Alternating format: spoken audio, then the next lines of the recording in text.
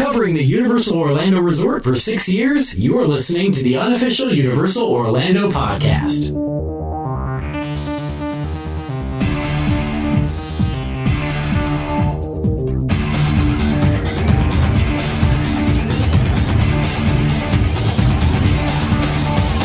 Hey everybody, and welcome to episode 254 of the unofficial Universal Orlando podcast. I'm hosting today. My name is Darren. And also with me, Lee Malaby. Hello everyone!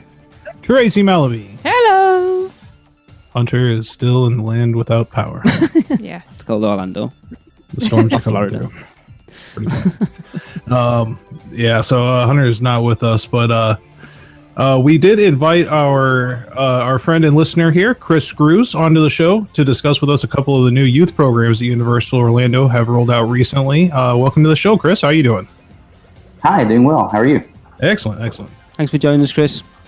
Oh, thank you for having me. This has been in the works for quite a while. Chris was like, right, we need to do it now. And it's like, oh, busy. And it's like, right, now we do it. Yes. It's not like this is Universal basically opened a theme park or anything. No. Oh, yeah. No, when we mentioned these on the show, it sounded like really interesting, something that we didn't know a lot of theme parks did. So when you messaged us and were like, oh, I'm taking some students on, it was like, okay, this is something we definitely need to talk about. Right.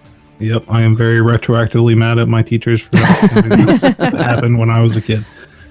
It just sounds so awesome. So I am going to try to, they have those movies like 21 Jump Street and stuff. I'm sure I could just shave the beard off and pretend. Like, I could get in absolutely, one of these. they would never know. No, Darren, no one would recognize you anyway.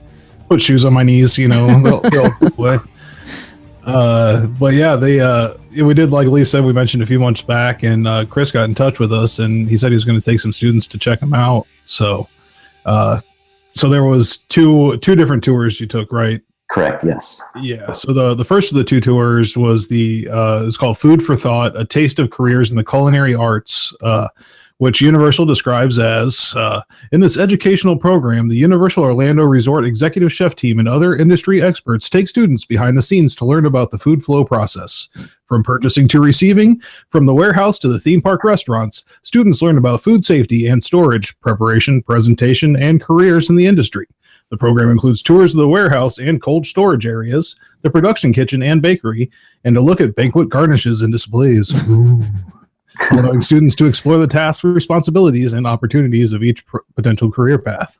So, Chris, tell us about this one. Yeah, he's decided that after this, he's never eaten in a Universal Orlando theme park restaurant again. Not at all. Well, first of all, this is not my area of expertise, the Food for Thought. We collaborated with our culinary arts program. Okay. So I'm a visual arts teacher at our school. So I was more inclined to be interested in the special effects portion, which we'll get into in a little bit. But Yes. the culinary part, as far as the description goes and what we experienced, it's fairly different. Okay. We spent the first 30 minutes of the tour sitting in a room, I guess a boardroom of sorts, in the Navigators Club area. Awesome. And yes, for me, being a fan of the park, it was great. But as far as the children go, we sat in a room and watched a video that we had watched beforehand for 30 minutes, and then we talked. Right. Which was not terribly engaging. I can imagine. After that, they did take us across the park, and we did see the cold storage area for the food. So as far as the backstage portions, that was really about it. And we didn't go into a kitchen. We didn't see any of the other things that were described. But Order a video for half an hour, and then they stuck you in a fridge for 20 minutes. And it's a really, really big fridge. Yeah. In fairness, in Florida, that might have been a good thing. It was. Sure. For the first minute or so. But that tour was not terribly, like I said, engaging for the kids. Yeah. But I'm sure that's an on and off kind of thing, depending on what's going on at the park at the time. And that's what I thought too. I think it just depends on who's giving the tour, and if it's it definitely was not someone who is in the food department. It was someone in charge of youth programs. So maybe they don't have that personal experience. Yeah. Yeah, Lee, you're gonna have to get Steve and Jason on the line and Yes, definitely. Yes. find out what's happening there. But yeah, well, we were all really here for the second tour, anyways, right? Oh, of course. But yeah, Yes, but yes. going off the back of that first one, it's such a shame because, like, as fans of the theme parks, that's something we would be quite interested in, sort of finding out about the food, especially with, you know, how much themed stuff they've got now. And it sounds quite disappointing that what they've put out there as like the bump for it sounds really interesting. What you got to experience was a little less than that. And Darren, like you said, it may depend on who's running the tour at the moment or what's going on with the parks. Do you know how long they've been running these tours, Chris? Do not. I do not know. And they're constantly evolving and adding to, and you were asking earlier about the STEM program, and that's brand new. And that was actually after we booked our tours. Yeah. That came up. Because that was the one we mentioned on the show where you get to go like behind Confrontation and the Mummy and stuff like that. That sounds really cool because that's like educational as well, but getting to put that educational stuff into a sort of physical thing that people really love. I think it's a real good way of getting kids engaged in stuff whilst getting to go into a theme park. Yeah. Right. And the other thing I was kind of wondering about when I was reading the description of the food tour thing is, you're gonna have a bunch of kids in the food prep area of the park. Well, maybe that's why we didn't do that. Yeah, maybe. It's like everybody gets hairnets and full biohazard suits, and here you go, run around and have fun. That's one thing that I thought might have been a little odd too, but yeah, it would be interesting to see, like how because I know they do some large scale food production on site, so. The regular snacks and baked goods and things like that. So it would be interesting to see, how they go about that every day. But hopefully they see some improvement, or maybe that was just an off day for them. But I would like to think so, especially what we experienced the next day. Oh, now that we are interested in hearing. Yes, and what he's talking about is a tour titled Special Effects. Nice descriptive title there, which Universal describes as Learn the Secrets of Movie Making at Universal Studios. Find out how the arts and sciences are used to create some of the most spectacular special effects in motion picture history, and what it took to recreate those effects in some of Universal Studios' most popular attractions. In this hands-on interactive experience, students will possibly, I don't know, last one didn't go so well, uncover secrets of set design and construction at Revenge of the Mummy. Learn how makeup effects are created at Universal Orlando's Horror Makeup Show. Get backstage access to our facilities and production facilities. So, Chris, how was this one? Well, it was fantastic. Cool. Absolutely fantastic. And just a little bit of background on my kids and myself. Like I said, I'm a visual arts teacher. The majority of the students on our tour were visual arts students. Mm-hmm. And in addition to visual arts, I also teach a class every day, special effects. Awesome. So we do mask and prosthetics and costume making and prop making and things like that. Oh, awesome. So this was right up our alley. And I explained that to the tour guides. And this, by the way, this was also, this was run by a different group. This was run by VIP Experiences. Okay. So for all your backstage tours. Let's see. The description is pretty apt. This is actually what we experienced. Good. It was a fairly lengthy tour. It was a 3-hour tour, but this tour was led by a couple different people, Kyle and Kate. And the only reason I'm mentioning that is because they were absolutely fantastic. Yeah. They greeted us at that be guest services, and they asked us a few questions about our students to prep the tour to be more specific to what they would want to experience. And before the park opened, so we were able to walk the streets and not have a lot of people around. So that was really great for the kids. In fact, the majority of the kids had never been to the parks before. Wow. So that was great. I think we had 2 kids on the trip, never been to the parks. Right. So we took a tour of the backlots in the New York area. And they took us there because the Mummy wasn't ready yet. They were still prepping for the day. Mm-hmm. And in that area, Kyle and Kate were really extensive in wanting to say, okay, hey, these are areas where they've actually shot movies. They were talking to us about they filmed Matinee there with John Goodman in '93. All right. And they talked about, okay, well, you guys, special effects, and we also a lot of my kids are involved with our haunted house that I'm the creative director for in our local area. And they talked about scare tactics and how you would dress the scene and how you would have fog running in and how you would scare customers coming through. So they were very interactive and with our kids. That's cool. Which is what you need, because you need to keep those kids engaged, don't you? Otherwise, kids get bored very quickly. They do. Yes, they do. After that, we did go inside and we rode the mummy. We rode the mummy with the house lights on. Awesome. Yes. That would be so cool. It was great. And then we unloaded and loaded right back up, and they turned the show lights on, and we went through and we talked about the differences between what it looks like without the show lights and what it looks like with, and how it completely changes your experience, and how it goes from still it's fun, exciting, but it's completely thrilling with the proper show lights on. Mm-hmm.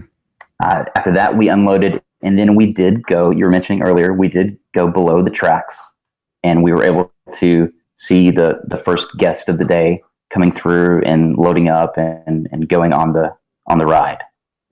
So that was pretty exciting to be below the tracks and see all that happening. Yeah, because I think they started doing that more regularly, haven't they, Darren? Because that's a production tour, isn't it? You can just, anyone can take that. Well, not with the house lights. Oh, no, I mean under the tracks and stuff, don't they? I know. Yeah, to a certain extent. When we took the the VIP tour we won with Universal, they took us back farther than we did on the regular Mummy tour. Okay. They went to a certain length and stopped, but when we went on the VIP tour, he brought us all the way back to show us where the parts of Kong were still there. Yes. And that kind of thing. So it sounds like this was pretty similar to that, where you actually got in there a little bit more and got to see a little bit more than the average tour does. So, well, after that, they took us outside and we continued to walk around the park a little bit. And they just tell us a little bit about what the buildings were, how they'd use it to shoot films. And then they took us on a tour of the Dave School. Yes. Yes. And that was something that we were not expecting at all. Yeah, because sorry, Chris, to butt him, but Tracy's looking very confused here. Would you like to explain to Tracy what the Dave School is? Sure. I'm sorry. Dave School, it's an acronym for Digital Animation and Visual Effects. Okay. And that's a school that's in Soundstage 25. Yes, I know about it because Kevin Smith always used to plug it on Hollywood Babylon. Yeah. I think that's where I heard about it the first time, too. Yeah. I thought it was just where only people with the first name David could go and work. Yeah, it's also a requirement, yeah. I thought so. And because my students we're trying to constantly preach to them, yes, you can be an artist and you can have a job in the arts. Yeah. So if you want that, and this was a perfect opportunity for them to see in the computer labs, creating what they were working on. It was just a wonderful experience for them to see, yes, it is possible. These are options out there. Yeah. After that, we went to the tour was just about over at that point, and we went to Horror Makeup Show, and they had not run their first show of the day, and we were sitting in there and just had a Q&A with kids, and they asked some questions and they asked us some questions, and just about special effects and how we do things at our haunted house and how that's different from how things go at HHN, and talked about the differences there and the similarities. That'd have been quite interesting for you then, Chris, running your own haunted house. Sure. Oh yeah. Yeah, we do not have long lines like they do at HHN. We send in groups of, and it's a completely different flow. I can well imagine. Yeah. Did you get to see the Horror Makeup Show? Did they show you behind the scenes of it then, Chris? No, they did not do that, but we all went back later in the day and saw the show. So after you guys got to take the tour, did they kind of let your group loose in the park? Did they? Right. They did. Oh, okay, that's cool. And at that point, the park was open. Yeah. So it sounds like I was expecting it to be something a little more in depth than it actually is. I mean, it sounds really cool, especially the mummy section of it, but it doesn't sound like it was a particularly big, in-depth sort of tour, really. It is and isn't. It's hard to gauge because they're talking to kids and they don't know what level of interest they have in these things. Even though we discussed that, they don't want to go too far because they don't want to lose them. Yeah. Mm-hmm. How old were the kids you took, Chris? Let's see. Our youngest was 15 and our oldest was 18. I think you're sort of right in the market for that sort of interest. I know I would have been at that age. Yeah. It is. It sounded like it was really similar to the VIP tour that we took. So, you got a big brunt of the VIP tour. I mean, the only other thing is we got on the rides and had lunch at a restaurant. But other than that, we did the mummy tour kind of thing. You got more because you got to see it with the lights on. We did some more of the backstage. We went to the Dave School actually too on our VIP tour. So they showed us like the biggest green screen in the South that they have there, and a couple of the sets they still have on there from Sharknado. It was like got to sit in the chair that David Hasselhoff sat in. That was kind of nice. Okay. Yeah. And then they've got like a motion capture area for video games and things like that. So that was really cool to see how they set up for that. But it's really funny to hear that because it's, like I said, it's very similar to the VIP tour, and I'm guessing it's run by the same people as well. You said the VIP services was running that one, so yeah. Do you think was it what you expected it to be then, Chris? Were you happy with what you got out of it from what you sort of went in expecting? For the most part, the special effects tour, yes, I would encourage people to do that. If you have students or if you had kids who are going to be going to Universal, try to encourage that as a tour to go on. As far as the Food for Thought tour, not so much. No, that doesn't sound like it was anything like what it was advertised. No. Yeah. No, and there could have been things that have happened in the past. I mean, that's the way things go. Yes. Yeah. Well, I mean, you have to look at something like the Unmasking the Horror tours last year for Horror Nights, how that got changed up halfway through due to things that whatever went on. I don't think, did they ever actually officially come out and say why they stopped letting you take pictures in the IP houses, Darren? Oh, well, they didn't officially say, but it was just assumed that the IP holders weren't happy with people taking selfies with Krampus and those kind of things. So. Whoops, I was guilty of that. I wish I could have gotten there beforehand. Well, that was the big reason behind everyone wanting to do those tours, though, wasn't it? Yeah, primarily. I would say for sure. Mm-hmm. It's a bummer, but at least they're letting people know ahead of time now. Yeah. It's like they straight up say on there now. It's like select ones only, which of course are all the original houses. So. Doesn't listening to the crew at UUOP every week make you wish that you were actually at Universal Orlando Resort? Well, stop wishing and start doing. Mouse and Muggle Travel Company is the perfect place to begin. Their team of concierge-level travel planners will help you every step of the way. And for you Muggles who also love the mouse, their team of experts specialize in Disney destinations too. And the best part of all, their services are free to you. So, if you're ready to plan your next Disney or Universal vacation, let Mouse and Muggle Travel Company do all the work for you. Just go to mouseandmuggle.com and fill out a no-obligation quote request. Or send an email to info@mouseandmuggle.com. And remember, whether you're a mouse or a muggle, Mouse and Muggle Travel Company can help make your next vacation simply magical. All right, well, the first segment went a little quick there, so we're going to go ahead and do a Q&A with you, Chris. So, sounds good. All right, excellent. So, Lee, go ahead, kick it off. Cool. Chris, when was the first time you visited a Universal Orlando Resort? In the mid-90s. An early boy. And when was the last time you went to Universal Orlando? Just a couple months ago with my kids. Cool. As we know. What's your favourite place to eat? Mythos in the park and Vivo outside the park. Vivo is we something didn't we have manage to not do it. managed to get into, and I'm desperate to. Cowfished instead. Bad move. It's okay. Good. Cowfish is not good. It was for me. Sometimes. But Mythos is nice. Beautiful. Yes, I do like Mythos. And the food's always immaculately presented. Yes. Just don't always bring you a drink. Never let that go. Chris, what is your Men in Black high score? In the 500,000s. Respectable. Yes, it is. I'm just going to kick out of you guys saying respectable. Well, like I say, you get people on like Jade. If we had Jade on here, she'd got like 125,000. She's 12. She's 12. And she was, 10 when she was last there. So No. Yeah, she was. Yeah. No. Yeah, she was. And she's got no hand-eye coordination. No, that's true. Yeah. You need to build her a Men in Black ride at home, I think.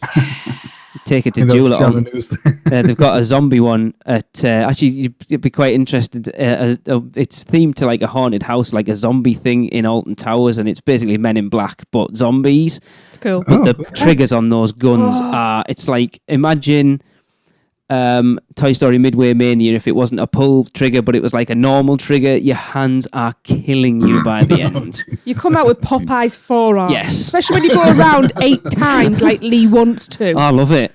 We just go in and out. And I'm kind of like, I can't feel my arms from the elbows down. But it's cool. It's actually a really good ride. You only did that. And you only wanted to keep going round until that last time when you finally beat me. Whatever. And then we stopped. I love that attraction though. It's cool. Yeah. Well, you guys will be ahead of the curve when it turns into Daryl's zombie shootout. Yeah. Yeah. Here, so. Okay, so what's your Rip Ride Rocket song of choice? Pass. Pass. You're not on Darren's side, are you, Chris? It's not my favorite coaster. Look, we all like the same coaster. There'd only be one. I changed your mind on it. Yeah, well, I haven't been in it for a while, so I'm starting to change it back. Which Hogwarts house are you in? Hufflepuff. Woo! Yay. I have had to accept it now.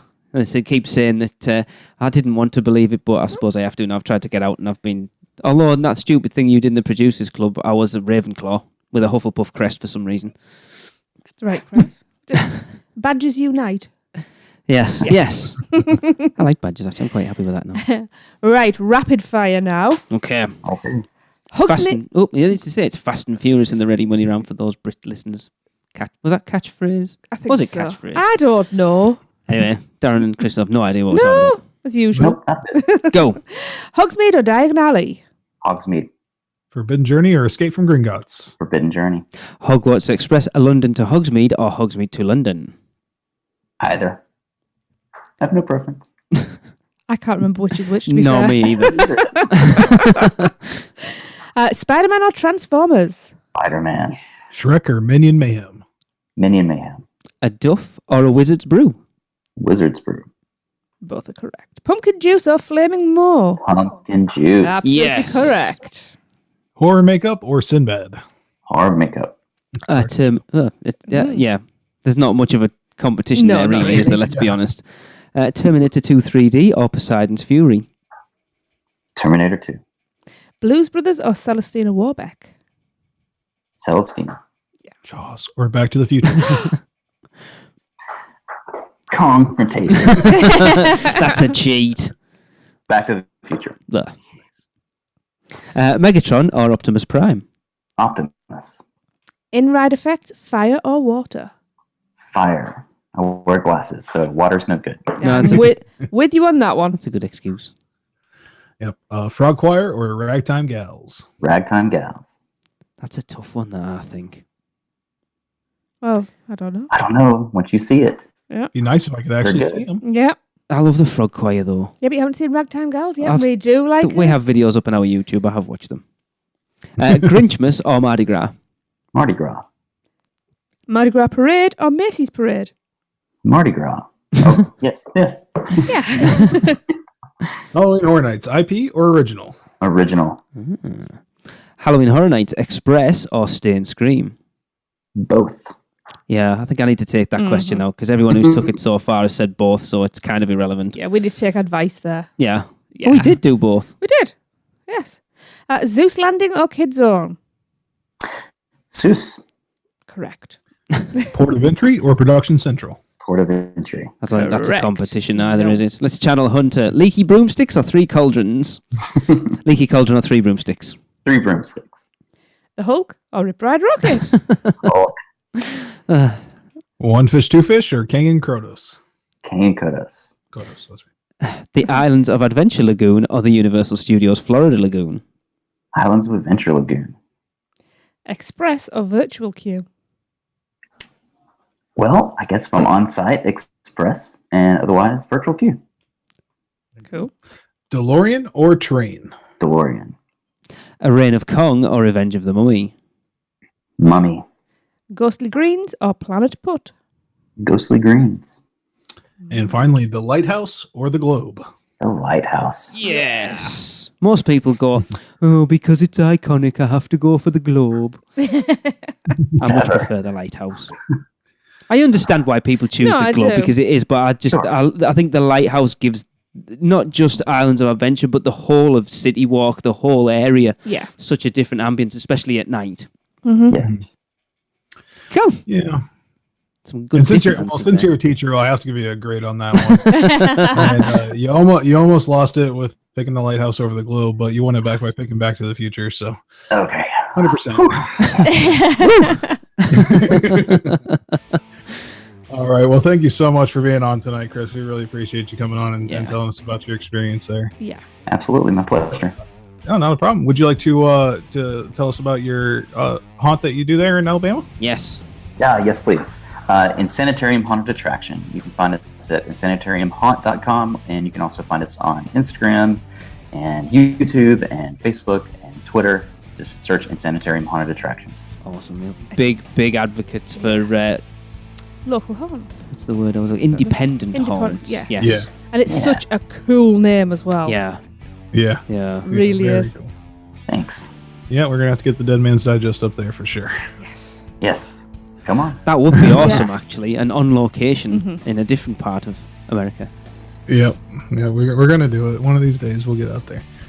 I'll put you in a costume, put some makeup on you. Darren, you can't turn that down now. Oh god, no. I'm for it. The chance to scare act would be awesome. Yeah, for sure. He didn't mention Scare Act and he's put him in a pretty dress and he's going to have to prance around being called Nancy all day. That is very true. I never did say so. Yeah. Always read the small print. All right, that's going to do it for this show. So, yep, thanks for joining us, and we will see you next time. Well, that wraps up another unofficial Universal Orlando podcast. Thanks for listening. Between shows, please subscribe, rate, and review us on iTunes. It really helps. But if you're not an Apple user, you can find us on Stitcher, YouTube, Google Play, or wherever great podcasts are found. Head over to our blog at uuopodcast.com for show notes, articles, and more. You can get in touch with us by emailing podcast@uuopodcast.com or leave us a voicemail at speakpipe.com/uuopodcast. Find us on Facebook, Twitter, Instagram, Pinterest, and YouTube. Just search UUO Podcast. And if you're planning a trip to Universal Orlando or Walt Disney World, please check out our sponsors by going to mouseandmuggle.com to book your next trip. Well, that's a wrap. See you next week.